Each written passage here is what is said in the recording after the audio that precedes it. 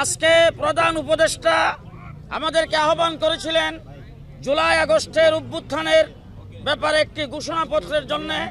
সেই ঘোষণাপত্রের খসড়া আমরা দেখেছি। সেই জায়গার ভিতরে আমরা একটা জিনিস ওখানে বলে এসেছি, অনেকগুলি যেহেতু বলে অনেক বিষয় এখানে উল্লেখ করা হয়েছে, কিন্তু সেই জায়গায় আরেকটা যেহেতু সংযোগ করে 2013 সালের শাপলা চত্বরের গণহত্যাকেও সেখানে সংযোগ করতে হবে। সেই কথা আমরা বলেছি।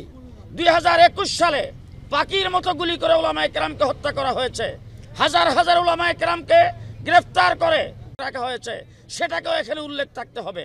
3 নম্বর কথা বলেছি, জুলাই বিপ্লবের পরে যে সরকার গঠিত হয়েছে বিপ্লবী সরকার, আমরা এই সরকারের 5 মাসের কার্যক্রমে বিপ্লবের কিছুই দেখি নাই। সুতরাং সরকার বিপ্লবী হবে, পরাজিত শক্তির দূষর এবং তাদের সহযোগী যে যেখানে আছে প্রত্যেককেই ধরে বিচারের কাঠগড়ায় খাড়া করতে হবে।